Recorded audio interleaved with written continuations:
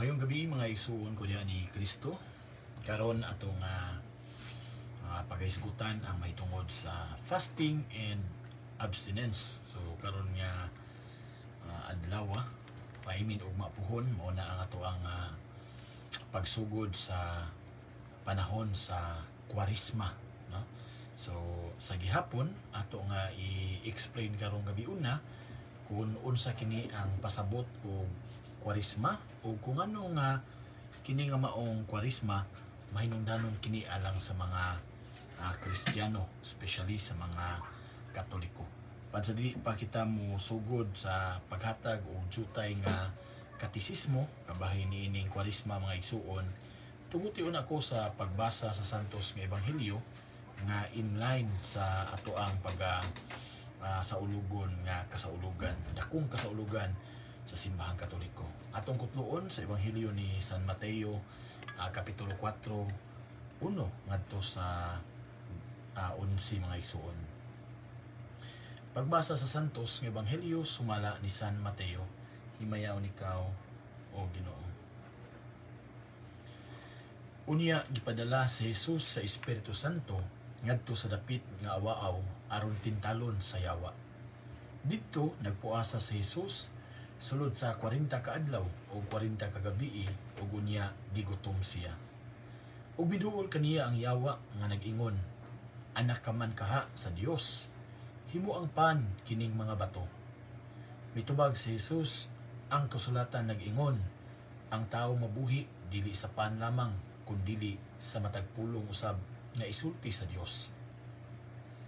Unya gidala si Jesus sa yawa ngadto sa Jerusalem, ang balaang syudad, o gipatindog siya sa kinatas-ang bahin sa templo o giingnan, anak ka man kaha sa Dios, ambak ngadto sa ubos kay nagingon man ang kasulatan, ang Dios magsugo sa iyang mga anghel pagbantay kanimo, sapnayon kanila aron dili maigo sa bato bisan gani ang imong tiil. Si Jesus mitubag, apan nag-ingon usab ang kasulatan, ayaw tintala ang Ginoo nga imong Dios. Unya gidala si Jesus sa yawa ngadto sa usa ka habog kaayo nga bukid ug gipakita kaniya ang tanang gingharian sa kalibutan ug ang ilang kaanindot. Ang yawa miingon, ihatag ko kanimo kining tanan kun muluhod ka ug musimba kanako. Mitubag si Jesus pahawa sa tanas. Ang kasulatan nag-ingon, simbaha ang Ginoo nga imong Dios ug siya lamang ang alagari. Busa ang yawa mibiya kaniya ug unya nangabot ang mga anghel ug miatiman kaniya. Mga igsuon ang Ebanghelyo sa Ginoo. Daygon ikaw o Kristo. Again mga igsuon, ugma pong adlaw magsugod na ang Lent season kun Kwaresma. Kining Kwaresma gikan kini sa pinulungan nga Latin nga napasabot og Quadragesima, nga napasabot og 40 ka adlaw, 40 days. Ngatong significant man kaayo alang sa mga Katoliko kining mahitungod sa adlaw nga 40, no? Or kining 40 days. Unsa man ang nakapa significant niini?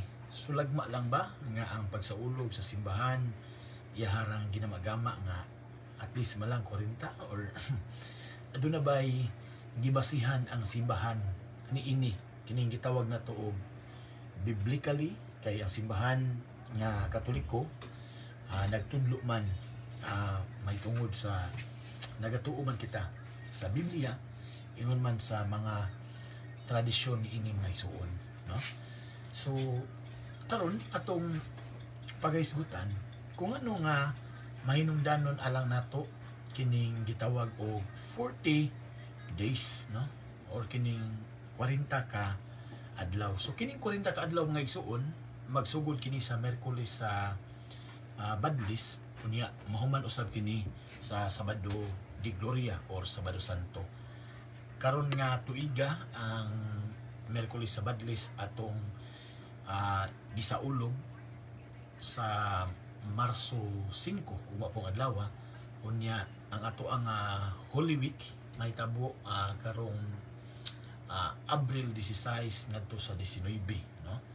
So kung atong iphon ang mao nga mga adlaw, walay labot ang mga adlaw nga Domingo, motakdo kini sa 40 ka adlaw. Tingali basin mangutan na mo ano mang wa may labot ang Domingo sa pag-ihap, tungod kay ang adlaw nga Domingo adlaw man sa pagmaya o kalipay, tungod kay pagkabanhaw man sa Ginoo. Ang Kwaresma pamalandong, paghimo og mga pag-ampo, mga pagpuasa ug mga pag-abstinensya, no? So ato nang hisgutan unya kanang atong dimension nga pagpuasa, pag-abstinensya, kung kinsa ang required nga muhimo niini, no? So again akong balikon nganong 40 man, unsa man ang significant sa number nga 40 diya sa Biblia mga isuon. Sa numerology, no? Diya sa Biblia, ang mga scholars nga nagtuon sa balaang kasulatan nagtan-aw nining number nga 40 nga usa ka significant nga number diya sa kasaysayan sa pagpangluwas sa Dios pinaagi nining maungan numero. Diya sa Old Testament mga igsuon, kung atong mahinumduman nga tungod sa pagkamasupilon sa Dios, tungod sa pagkamasupilon sa tao ngadto sa Dios, no? Ang mga tao daw wala na makaila og Dios, nagpasulabi sila sa ilahang pagpakasala. Unsa gibuhat? Ang Dios nagpadala kanila og usa ka dako kayo nga lunok sa panahon ni Noe.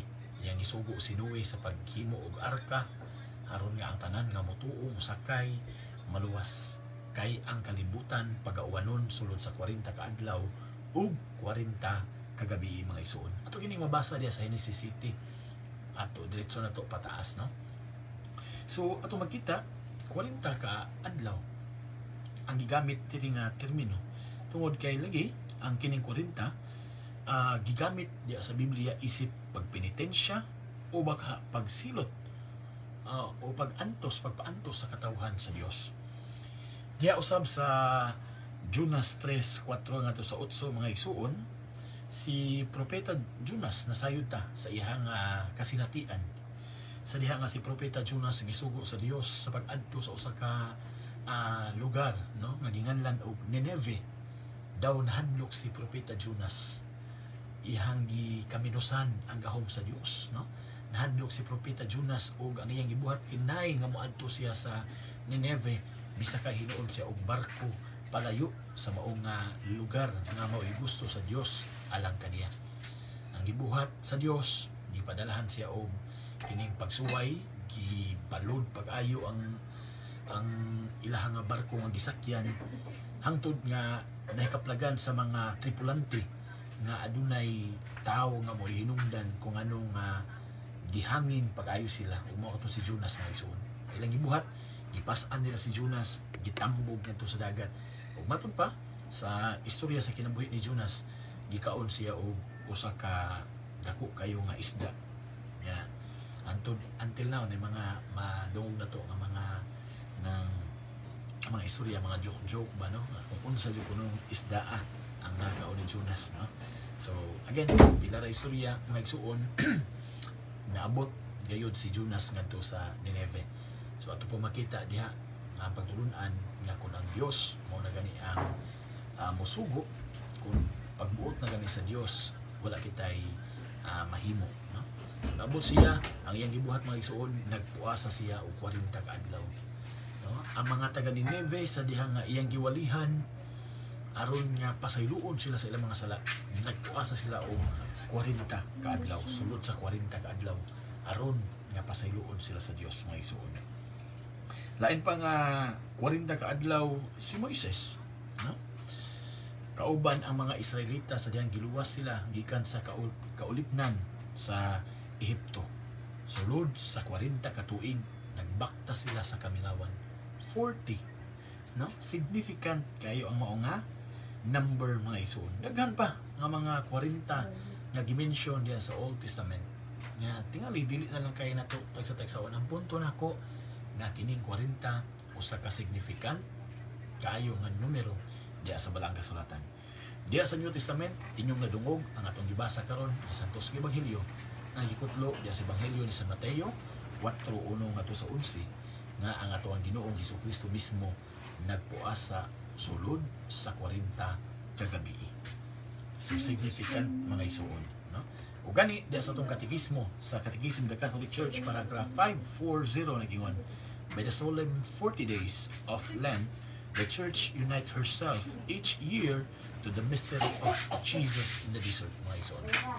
Ang 40 ka adlaw nga gihimo sa simbahan kining Kwaresma usa ka maluyugon nga pagsaulog sa kasakitan sa paghimo ni Kristo sa isip pag-andam sa iyang kaugalingon sa iyang pagsulod sa iyang passion, mga isuon, no?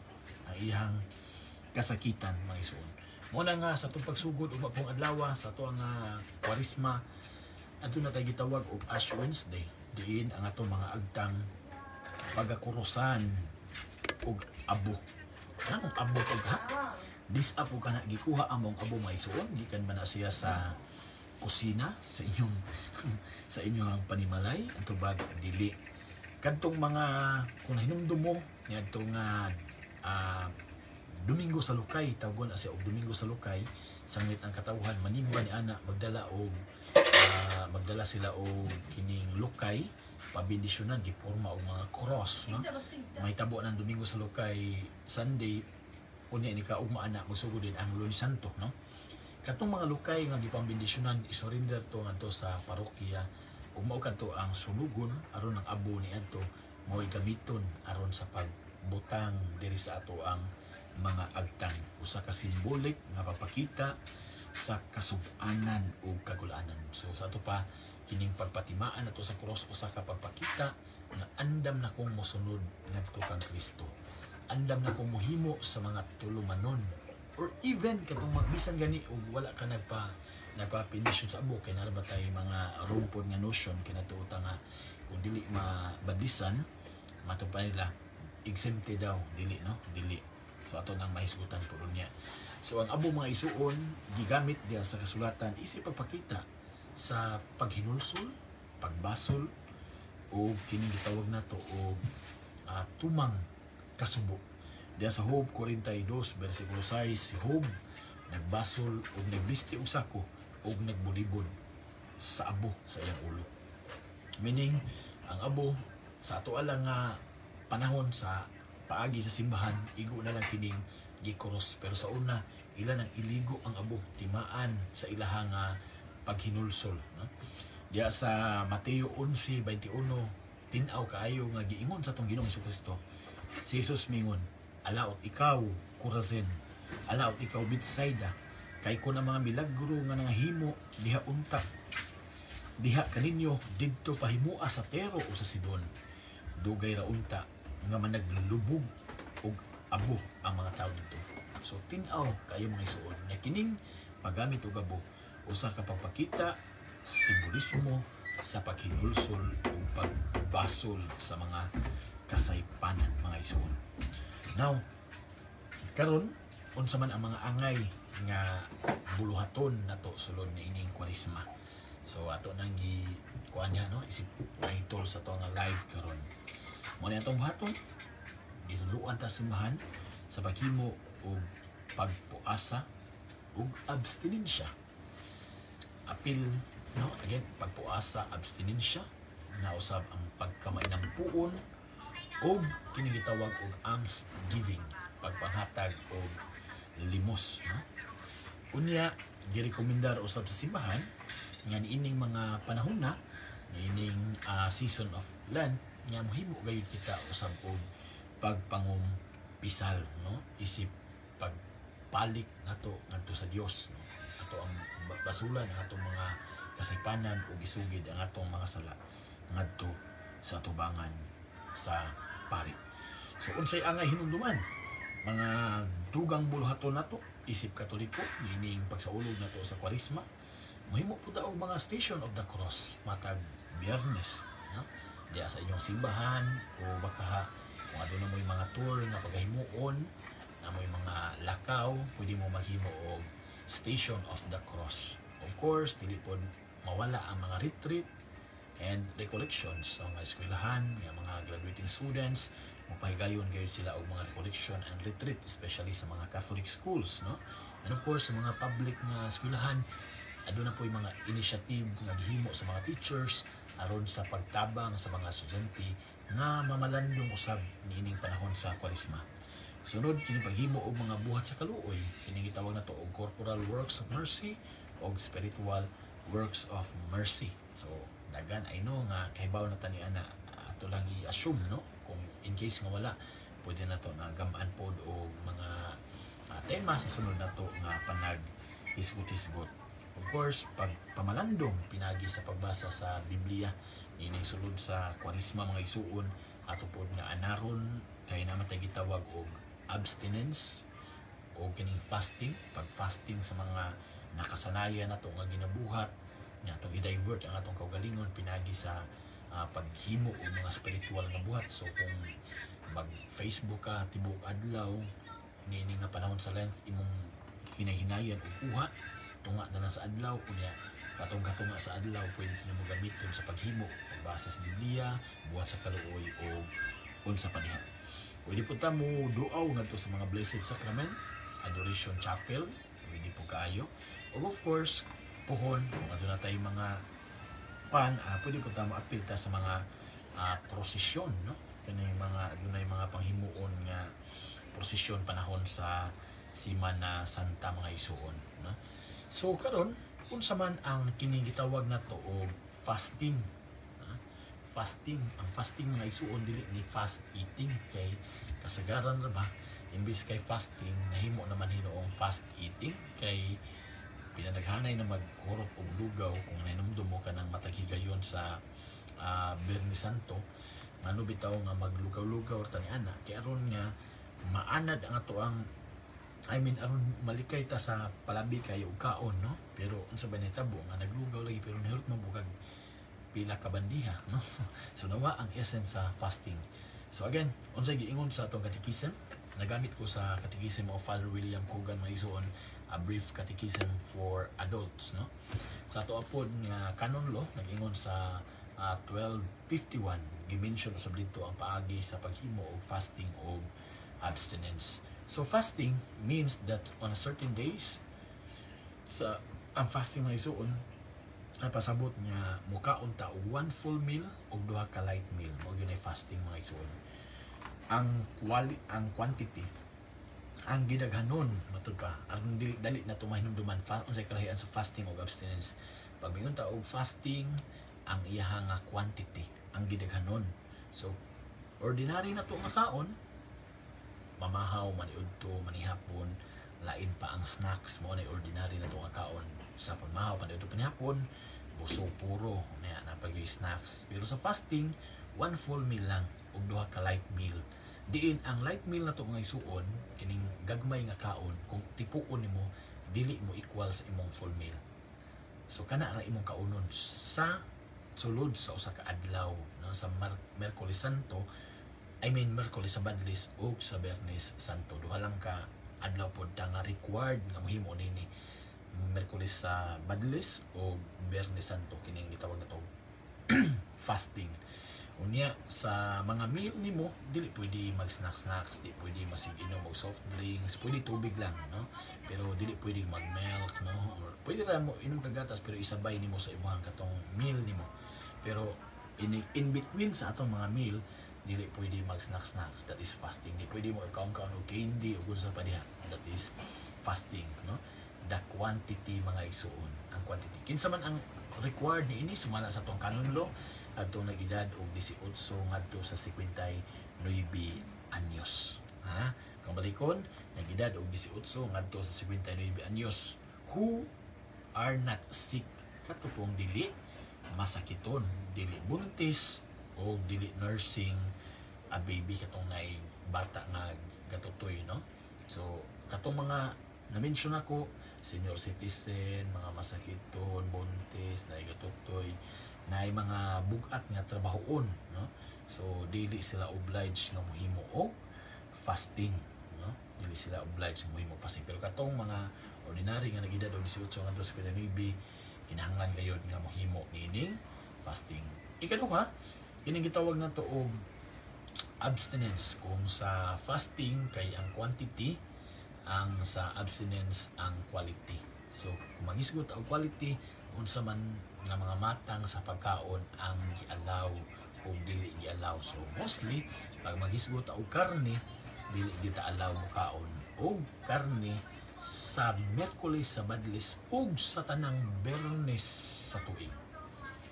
Again, ang balik ko na, Miyerkules, Sabadles ug sa tanang Biyernes sa tuig. Pero kasagaran tong ginaandan nga ang ato ang bantayanan ra kay mga Biyernes sa panahon ra sa Lent season, no? Nga naman tungod kay ang simbahan naghatag og dispensation nga kadtong mga Biyernes nga dili sulod sa Lent season, kung makakaon ka garni, pwede na nimong hulipan o mga pag-ampo o mga buhat sa kaluoy, no? Mo ang tudlo sa simbahan. Now, dili ta pwede mo kaon og bisan unsa nga matang sa karne. Kinsa man tanan nga nag-edad o 14 pataas mga igsoon, no?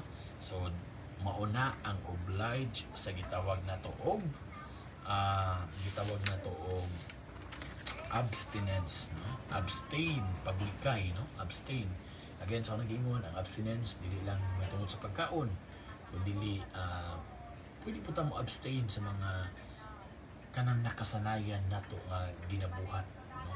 Mga daily nato nga ginabuhat nga dili na kaayo mayon nato nga wala nakatabang nato sa pag-grow spiritually, mo na atong ipang abstain. Abstain also of doing sin, no? Ana mo gini pinaka nindot ang paglikay sa pagbuhat sa pagpaka sala nga igsuon niya. Of course, when you doing abstinence and fasting, makatipid man kita, no? Kay tiyaw ba'y nag-fasting ka, tiyaw ba'y nag-abstain ka instead na makaon ka o karne, mo ikaon kay isda lang, no? Nya imbis kay mga mahurot ka sa kakilong isda, yung mahurot kay 1/4 lang kay nag-fasting lagi ka, no?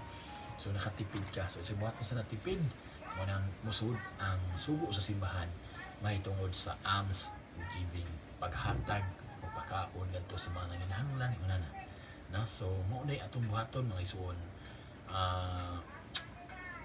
lisod ni para sa uban kung wala mag-anad o dili kayo used to ini mga gibuhaton. Apan kung tinuod ta nga nagsunod kayod sa kabuton sa Dios, gusto ta nga mahimuot ang Dios kanato, walay lisod ni anak, no?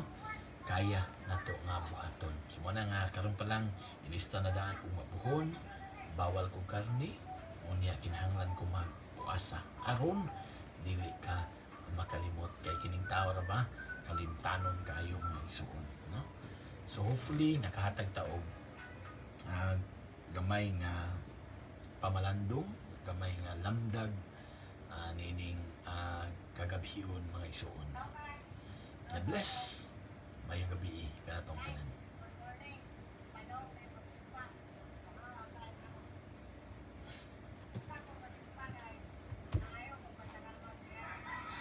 Una mo yung mga pangutana kabahin sa fasting on abstinence, open pa ta mientras wala pa ta nag-off sa to ang live, no? By the way, kung asa ka naglantaw karon, please support our page, no? Ayaw kalimot sa pag-follow, sa pag-share or sa nga live aron niya imong mga kaparintihan makadungog makita ni hamubo nga katikismo, no? Kay usahay mga basic ni sa itong pagtuo pero nalimta na, no? Nalimta na. So kung asa po mo naglantaw, pwede po mo comment mga isuon kung asa mo naglantaw karon.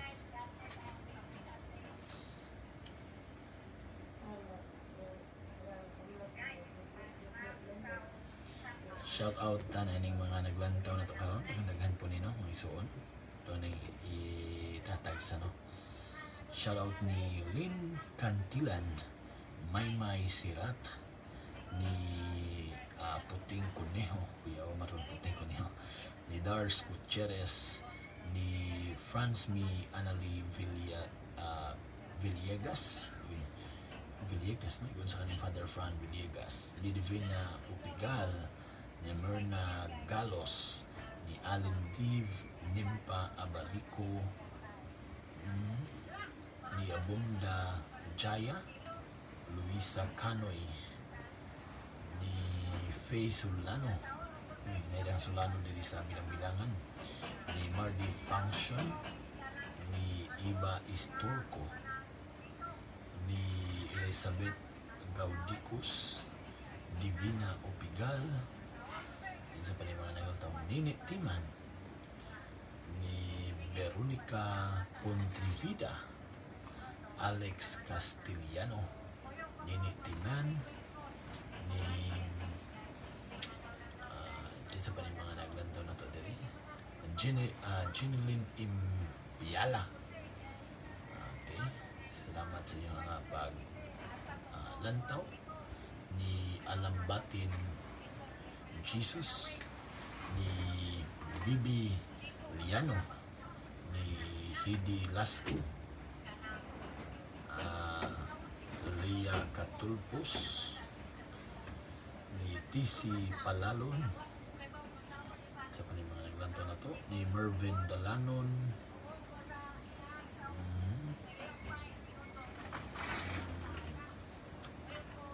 sa mga naglantaw na to, ni Rudes Zinon, Margs Asoy. Salamat sa inyong mga paglantaw. Mao naman nga nito. Hindi na nato kayo ma-mention ni uban. Okay. So, salamat mga isuon. Oy, naglantaw pala na to si Brother Jake Sulas. Gikan sa Maumawan, sa FD Maumawan, no? Mayong paglantaw diya, bro. Yung soban pa nga mga naglantaw. So, again, mayong gabi ka atong tanan. God bless.